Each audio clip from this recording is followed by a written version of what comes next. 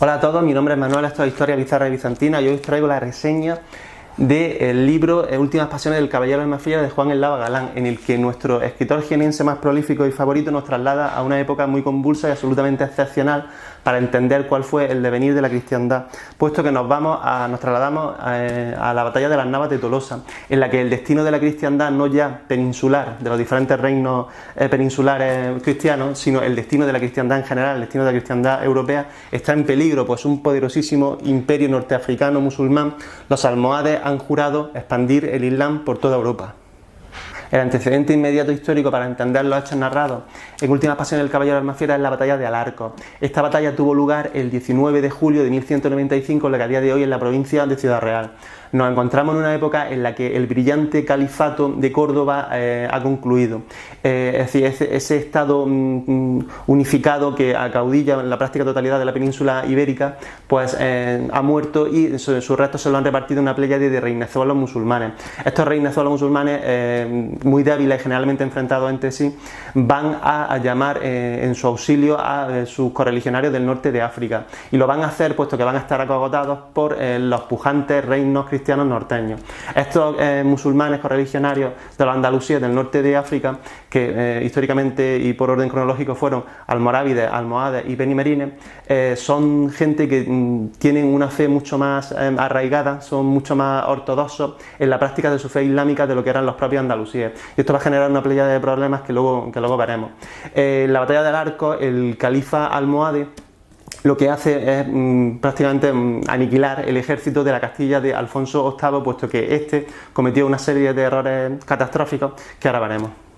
El primero de los grandes errores que comete Alfonso VIII en la batalla del Arco fue el no querer esperar a las tropas del monarca de León. Esto hizo que sus tropas se tuvieran que enfrentar en solitario con las tropas de todo un imperio. Esto es algo que ha pasado bastantes veces a lo largo de la historia. Sin ir más lejos, en la decisiva batalla de Adrianópolis, por cierto, una de las derrotas más pavorosas del Imperio Romano en su conjunto, el emperador oriental Valente no quiso esperar a las tropas del emperador occidental, su sobrino Graciano, con el que andaba algo picado, y tuvo que hacer frente en exclusiva a los godos. Y bueno, ni que decir tiene que en ambos casos, tanto en el de Alarcos como en el de Adrianópolis, la derrota fue pavorosa. El segundo error, y aún más garrafal, fue que la víspera de la batalla, esto es el día de antes, las tropas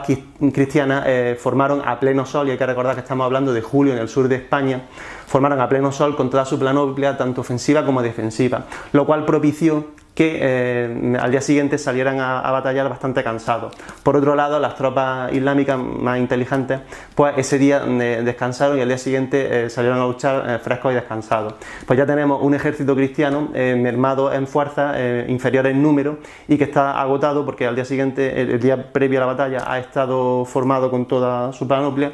Y mientras que en el otro extremo tenemos unas tropas musulmanas acaudilladas por un califa bastante inteligente que ha tenido a bien que éstas descansen y son muy superiores en número.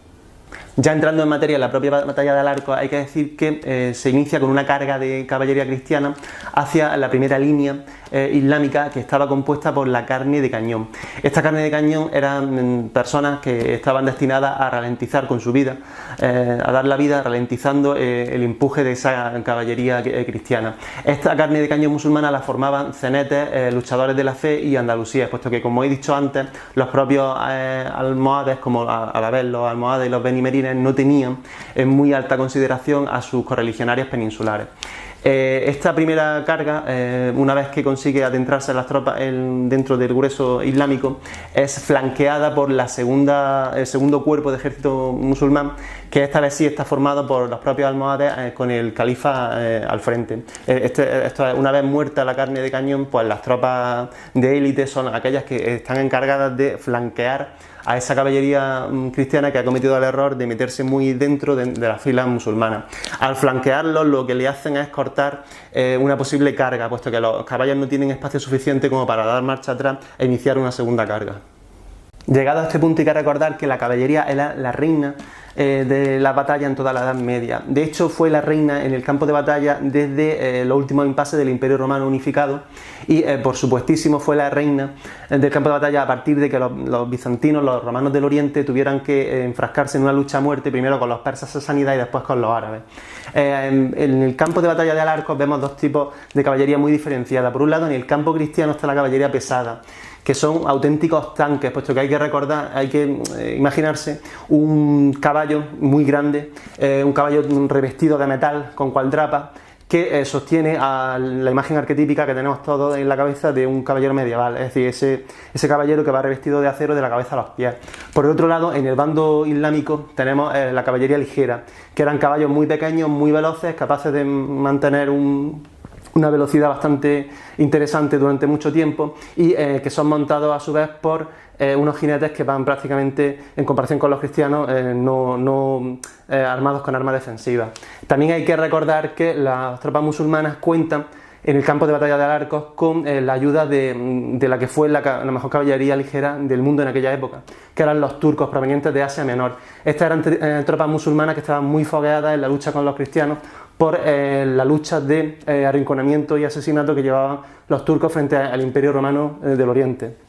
Bueno, y por último hay que decir que la técnica, que ya hemos visto la técnica de la caballería cristiana, la técnica de la caballería musulmana consistía básicamente en la conocida técnica del tornafulle, que venía a ser una huida fingida para que esos caballos pesados cristianos persiguieran a la caballería ligera musulmana y especialmente se cansaran y se retiraran del grueso de la tropa. Y entonces cuando ya una vez que están aislados, que están lejos del grueso de la hueste cristiana y están cansados, esa caballería ligera musulmana tornafulla, es decir, da la vuelta y los masacra.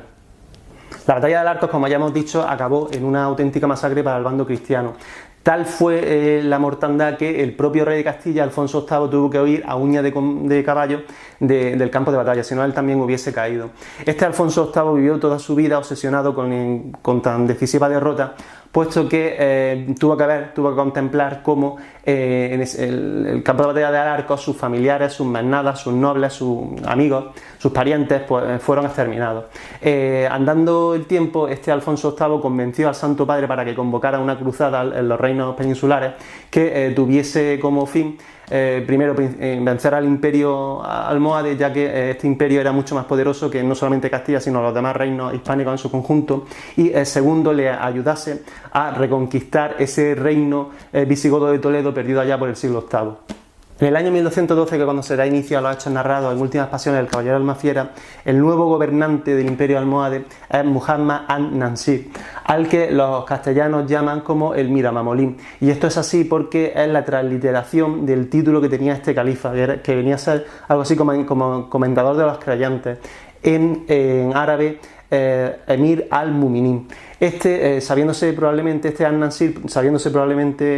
un gobernante débil, decide emular la gloria, las hazañas de su padre, el vencedor de la batalla de Alarcos, y decide llevar la apuesta mucho más allá, puesto que no solamente va a derrotar a los cristianos peninsulares, sino que va a reconquistar toda la península ibérica y va a llevar el Islam más allá de los Pirineos, puesto que, como él mismo dice, ha jurado dar de beber a su caballo en las aguas del Tíber. Esto es extinguir el papado, esto es acabar con la cristiandad.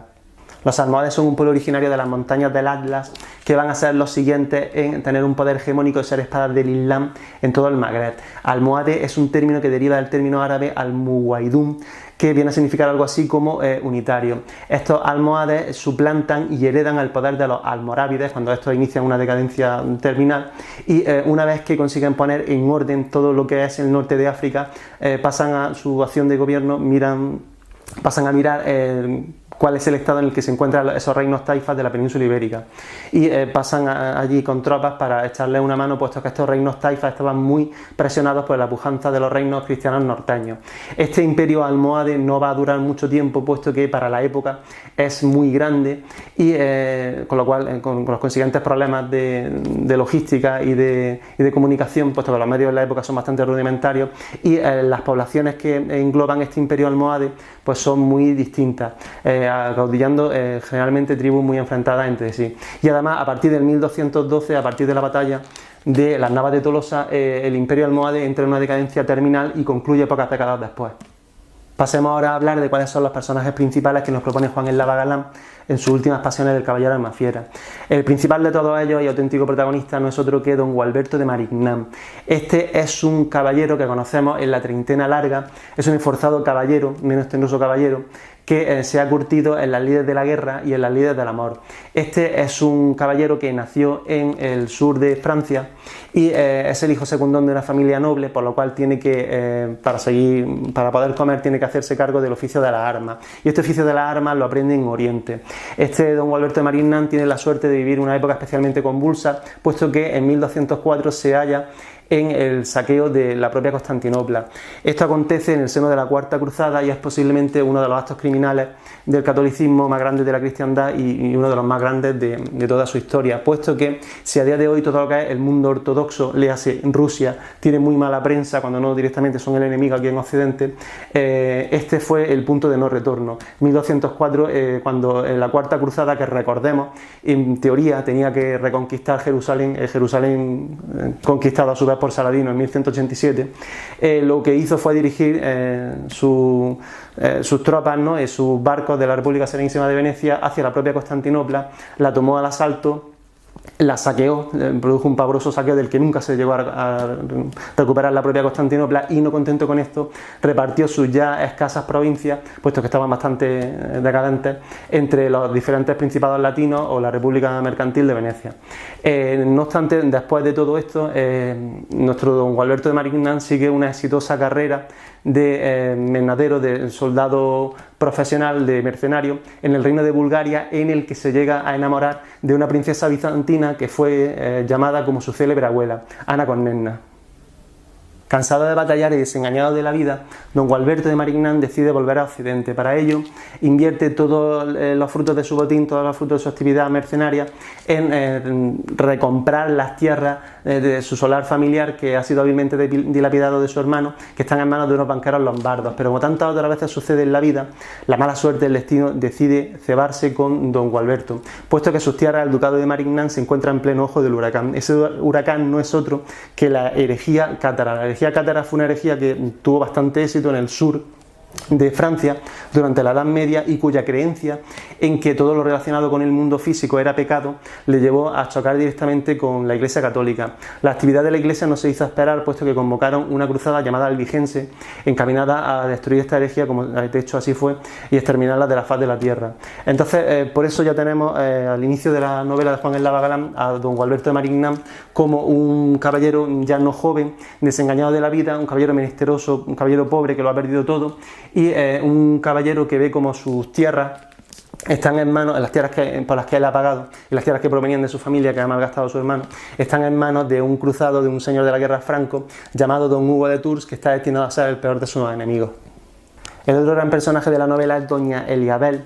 la triste malmaridada, aquella que ha sido casada con un bruto por motivos económicos, que ha sido vendida por su hermano. Ese bruto no es otro que don Hugo de Tours, aquel que tiene las tierras de don Gualberto de Marignán. Como vemos, el drama está servido. Esta señora es el arquetipo de la encorsetada mujer medieval, y Juan el Lava Galán nos presenta otro personaje femenino de altura, que es doña Ermengarda, la abadesa, para que veamos el contraste que había en la Edad Media entre mujeres liberadas y no liberadas. Realmente uno de los grandes leitmotiv de la novela no es otro que el del amor, y el de ese contraste tan grande que hay entre el amor crepuscular, del que todo lo ha sufrido y todo lo ha vivido, de don Gualberto de Marignán, y el amor primigenio, inocente, primerizo, de doña Eliabel. También otro contraste amoroso que llama mucho la atención, y esto está narrado por Juan el Lava Galán, como no podía ser de otra forma, con un sentido del amor bastante elevado, es el contraste que hay entre el amor aburrido y consentido del matrimonio y el amor no consentido, pero tal vez más satisfactorio, adúltero. Últimas pasiones del caballero de Almafiera es una novela histórica ambientada en la época medieval y como tal la sociedad medieval aparece por sus páginas. Era esta una sociedad dividida en estamentos conocidos como oratores, bellatores y laboratores, o lo que es lo mismo, gente que rezaba, el clero, gente que batallaba, la nobleza, el alto clero o la monarquía, y gente que sostenía todo el chiringuito con su duro esfuerzo y alto sacrificio, que eran los plebeyos o el bajo pueblo. Este bajo pueblo además contaba con la gran suerte de poder participar en la batalla como carne de cañón, ya que generalmente se presentaban las mismas mal armados y aún peor entrenados. Era la medieval una sociedad en la que la cuna marcaba a qué clase se iba a pertenecer, siendo el ascenso social prácticamente inexistente y el poco que había estaba relacionado con la guerra. Por eso Juan Eslava Galán nos presenta en su novela la figura de Antón Gonzo, que fue un labriego que se presentó ilusionado a la batalla, puesto que pretendía, como botín de guerra, quedarse con un caballo con el suficiente botín como para alimentarlo y así pasar a ser un caballero villano y elevarse de sus oscuros orígenes de labriego. También hay que decir que la gente que vivió en la Edad Media tenía el consuelo, a veces póstumo, de poder contemplar cómo en la batalla tu conde o tu obispo caían en combate, ¿no? Cómo la muerte ejercía un poder democratizador en la derrota. Esto, a día de hoy, en nuestro siglo XXI, tan avanzado y tan democrático, pues no es así, ya que cuando vienen mal dadas, la clase dominante, políticos, empresarios, banqueros, sindicalistas, no tienen generalmente a bien compartir las consecuencias, gozar con nosotros de las crisis económicas o los atentados terroristas. El autor de la novela es Juan Eslava Galán, escritor prolífico por antonomasia, que ha gozado de multitud de premios como el Planeta, el Ateneo de Sevilla o el Primavera 2015. Juan Eslava Galán se doctoró en Letras por la Universidad de Granada con una tesis dedicada a la poliorcética en el Reino de Jaén y fue catedrático de instituto hasta su jubilación. Suele escribir novelas históricas o ensayos de divulgación y cuenta en su carrera, su dilatada carrera, con la curiosidad de haber escrito auténticos bestsellers internacionales bajo seudónimo, lo escribió con el nombre de Nicholas Wilcox, o haber publicado otras obras que no tuvieron mucha repercusión con el sinónimo, por ejemplo, que esta que os traigo aquí, que se llama Llámame Volga, como el río, que la escribió es de Juan Eslava Galán, aunque aquí ponga que lo escribió Ramón J. Uribe. No es la primera vez que aparece por el canal, de hecho hay bastantes reseñas de sus libros, que las dejo en comentarios, y de entre sus obras pues podemos destacar El mercenario de Granada, En busca del unicornio, Homo erectus, Historia de la Primera Guerra Mundial contada para escépticos, Historia del mundo contada para escépticos, Los años del miedo, etcétera, etcétera. Últimas pasiones del caballero de Almafiera está editado por la editorial Planeta. Su primera edición, la reseñada de febrero de 2012. Estamos ante una edición que cuenta con tapa dura con sobrecubierta, unas 520 páginas y un buen papel de aceptable gramaje. Esta es una edición muy cuidada, como todas las de Juan Eslava Galán. Cuenta con mapas dibujados de forma muy curiosa. Cuenta con una dramatis personae que nos expone brevemente quiénes fueron los diferentes personajes históricos que aparecen en la novela. Cuenta con un glosario de términos medievales que se agradece bastante. Cuenta con una completa biografía, como ya os digo, es un volumen muy bien editado, como todos los que saca Juan Eslava Galán al mercado. Tiene la curiosidad este libro de tener varios cameos, de los que yo he sabido reconocer, que son bastante evidentes. Pues uno de ellos es Arturo Pérez Reverte y el otro es el tristemente fallecido Rafael de Cózar. Y este libro yo lo compré por 9,90 en la muy recomendable librería Alcaná, lo compré de segunda mano porque se me escapó en su momento la edición en tapa dura. Ya veis que no es un libro excesivamente grande, pesa bastante poco. Para ser un libro de unas 500 y pico páginas, tiene un buen comportamiento en la mano y puede ser encontrado en comercio en rústica a 9,95. Por último, tengo que decir que me ha gustado mucho la lectura de Últimas pasiones del caballero de Almafiera de Juan Eslava Galán. Es una magnífica novela y es un auténtico tratado de historia, además por una época bastante convulsa y bastante interesante, puesto que los dados del destino aún corrían por el tapete de la historia, y es que de haber sido otro el resultado de la batalla de las Navas de Tolosa, bien podríamos haber sido un país muy distinto del que aún somos. Como reflexión final, pues hay que decir que en aquella época, en aquel ya lejano 1212, hubo tres reyes, tres monarcas hispánicos, el de Castilla, el de Navarra y el de Aragón. Hay que recordar que el de Portugal y los de León, los monarcas de Portugal y de León no aparecieron, puesto que tenían cosas más interesantes que hacer ese día.